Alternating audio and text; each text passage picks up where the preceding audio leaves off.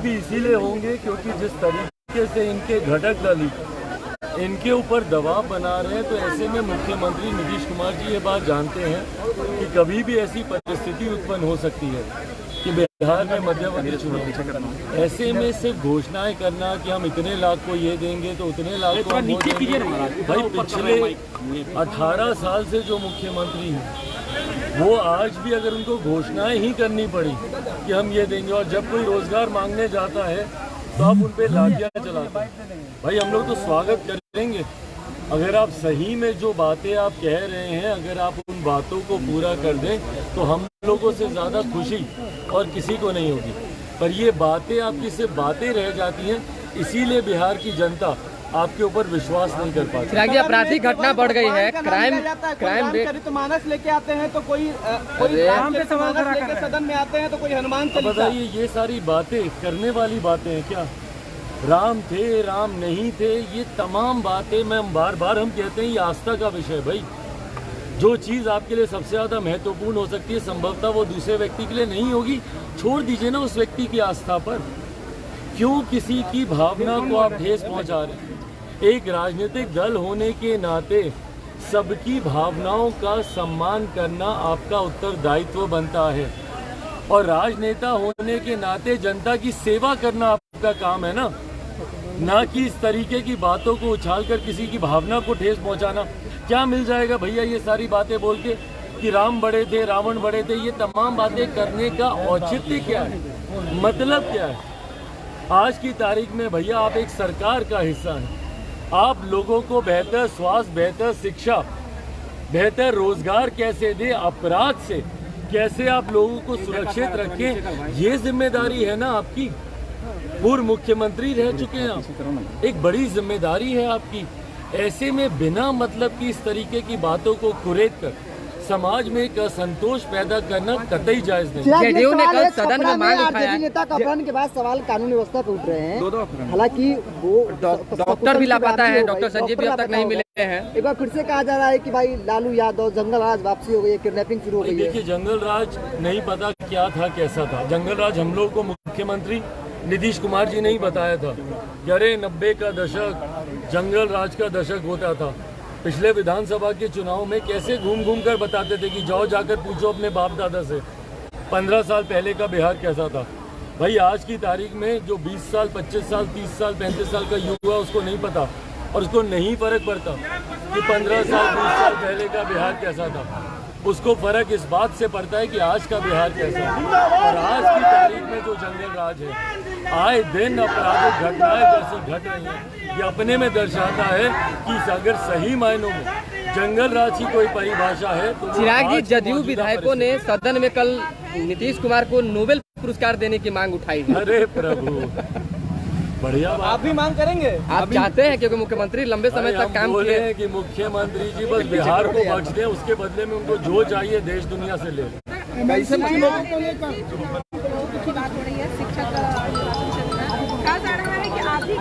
आवाज आ जाए। भाई मैंने अपना विरोध जरूर दर्ज मैंने कराया था, उधर कर दिया। भाई अगर एक तरफ जहाँ गठबंधन की बातें हो रही हैं इधर और ऐसे में अगर किसी दूसरे अगर इस तरीके से सीट देने की बात की जाती है, मुझे इस चुनाव में चुनाव नहीं लड़ना था। इस बात को मैं स्पष्ट कर दूं, मात्र एक सीट को लेकर मैंने पहले भी कहा है कि एनडीए से गठबंधन की चर्चाएं चल रही हैं, पर जब तक तमाम बातें क्लियर नहीं हो जाती, Bihar first, Bihari first vision document को लेकर हो, लोकसभा की सीटों को लेकर हो, विधानसभा की सीटों को लेकर हो, तब तक किसी भी तरीके की गठबंधन की घोषणा करने का मतलब नहीं है। और ऐसे में मात्र एक सीट पर चुनाव लड़ने के लिए या 2 सीटों पर चुनाव लड़ने के लिए एमएलसी की मैं गठबंधन की घोषणा कर दूं, ये पार्टी का फैसला कभी था नहीं। तो इन चुनाव में हम लोगों ने चुनाव नहीं लड़ना था, ये बात पूरी तरीके से स्पष्ट है। जिन लोगों ने पार्टी को धोखा दिया है, उन लोगों को गठबंधन में रखकर उन लोगों को चुनाव लड़ाकर गठबंधन की बातें आगे बढ़े, ये भी संभव। तेजस्वी यादव को लगातार समन भेजा जा रहा है, लेकिन वो तेजस्वी यादव को लगातार समन भेजा जा रहा है, लेकिन वो हाजिर नहीं हो रहे हैं। 25 तारीख को हाजिर होने की फिर से बात कही गई। लगता है कि कुछ डर है किसी बात का? मुझे लगता है ये एक न्यायिक प्रक्रिया का हिस्सा है। मैं बार बार इस बात को मानता हूँ कि अगर आपके पास आपने कुछ गलत नहीं किया, तो आपके पास डरने के लिए या कुछ छुपाने की कोई वजह नहीं होगी। न्यायिक प्रक्रिया है, अगर आप सही हैं तो उतनी ईमानदारी से आप बाहर भी आए। सीमांचल में अब आप मेरा तार मुझे टिकट नहीं मिला। अरे यार, मुझे टिकट चाहिए भी नहीं था भाई। मैं बार बार मैं कह रहा हूँ, पूछा जा रहा है जब आप गठबंधन अगर आप तय करते हैं तो बहुत सी बात माइक नीचे कीजिए। नजर आके गठबंधन किसका माइक है जाता है। एक सीट पे चुनाव लड़कर कोई गठबंधन की घोषणा नहीं होती, या एक चुनाव जहाँ पे 4 या 5 सीटों पे आप तो हमारे खेल रहा था, गठबंधन तय नहीं किया। उधर कोना में खड़ा हो जब तक विजन डॉक्यूमेंट को लेकर क्लैरिटी नहीं हो, गवर्नमेंट एजेंडे को लेकर क्लैरिटी नहीं हो, लोकसभा विधानसभा की सीटों को लेकर क्लैरिटी नहीं हो, भाई हम लोग का लक्ष्य ये 5 हम लोग का लक्ष्य लोकसभा के चुनाव, विधानसभा के चुनाव है। गठबंधन की घोषणा होगी तो वहाँ की तमाम बातों को तय कर ही गठबंधन। एक अंतिम सवाल है चिराग जी, हुआ है दिल्ली में आप लोगों की कहा जा रहा है कि कौन नहीं इसे रख रहे थे? खेल रहा है, देख लीजिए खेल रहा है। मतलब पूरे ये में चुनाव लड़ सकते हैं। हाथ किसका है? हाथ मत छुड़िए ना। परिषद की बैठक दिल्ली में बुलाई गई। लोक जनशक्ति पार्टी रामविलास के संविधान के अनुसार ये पार्टी सबसे बड़ी बॉडी होती है। हम लोग की राष्ट्रीय कार्यकारिणी एक इम्पोर्टेंट बॉडी है, बट उससे भी बड़ी बॉडी जिसमें देश भर के जिला अध्यक्ष उस दिन उपस्थित थे। देश का शायद ही कोई जिला ऐसा होगा जहां से उपस्थिति लोगों की इस बैठक में नहीं थी। तो ये एक बड़ी बैठक होने के नाते इसमें यकीनन फैसला लिया गया कि आने वाले दिनों में जिन जिन राज्यों में भी चुनाव होंगे उसमें लोक जनशक्ति पार्टी रामविलास अपने प्रत्याशी उतारेगी। पार्टी का मनोबल यकीनन नागालैंड के परिणामों से लोगों का, कार्यकर्ताओं का मनोबल बढ़ा हुआ है। अगर नागालैंड जैसे राज्य में जाकर पार्टी इतना बेहतरीन प्रदर्शन कर सकती है तो ये उम्मीद है कि बाकी राज्यों में भी आने वाले समय में जहाँ जहाँ पे चुनाव है, अगर हम लोग हमारे पार्टी के कार्यकर्ता नेता मेहनत कर लेंगे तो वो दिन दूर नहीं, 2 राज्यों में पार्टी को मान्यता आज की तारीख में प्राप्त हो गई है। 2 और राज्यों में अगर प्राप्त हो जाती है तो राष्ट्रीय पार्टी का दर्जा लोक जनशक्ति पार्टी रामविलास को मिल जाएगा। उस लक्ष्य की ओर पार्टी के कार्यकर्ता मजबूती से संकल्पित हो। एक अंतिम सवाल है, ओवैसी सीमांचल दौरे पर आ रहे हैं, ओवैसी सीमांचल दौरे पर आ रहे हैं, 2 दौरे की सीमांचल दौरे पर ओवैसी आ रहे हैं, 2 दिवसीय दौरे पर। क्या कहेंगे? कहा जा रहा है मुस्लिम वोट को एकत्रित करने की प्लानिंग चल रही है। साथ करने का होड़ है भाई, वो उनकी अपनी रणनीति का हिस्सा हो सकता है, वो आ रहे हैं। बट ये जो तुष्टीकरण की जो राजनीति होती है, जहाँ पर आप जाति के हिसाब से, धर्म के हिसाब से आप लोग को अपनी तरफ बुलाते हैं, आए हैं, सीधा सीमांचल गए हैं, कारण भी भैया स्पष्ट है, क्योंकि वहाँ पर एक समुदाय विशेष की जनसंख्या ज़्यादा है।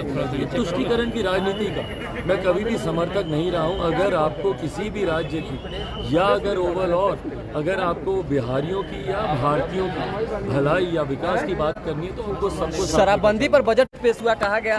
देखिए चिराग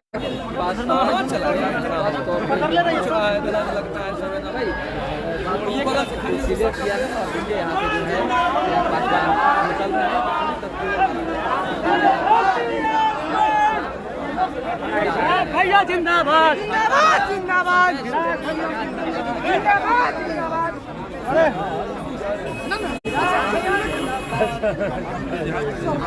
आज हमारा सीतामढ़ी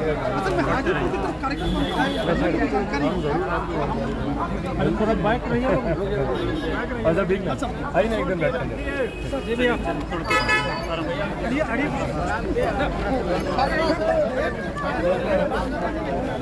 तो दोबारा भी जुड़ेंगे। फिलहाल अभी के लिए दें इजाजत। हमारे साथ बने रहें, देखते रहें कलम इंडिया न्यूज़। हर खबर से अपडेट रहने के लिए हमारे चैनल को लाइक कर लें, सब्सक्राइब कर लें, शेयर करना ना भूलें। बहुत बहुत धन्यवाद। परफेक्शन IAS UPSE और BPSC फाउंडेशन क्लासेस के लिए समर्पित संस्थान। यहाँ आपको UPSE selected and interview appeared faculties द्वारा गाइड किया जाता है। Separate batches for Hindi and English medium. 65वीं और 64वीं BPSC एग्जाम में 69 और 107 रिजल्ट्स एवं 66वीं BPSC एग्जाम में 131 रिजल्ट्स हासिल किया है परफेक्शन IAS टीम ने। परफेक्शन IAS, कुमार टार, बोरिंग रोड, पटना।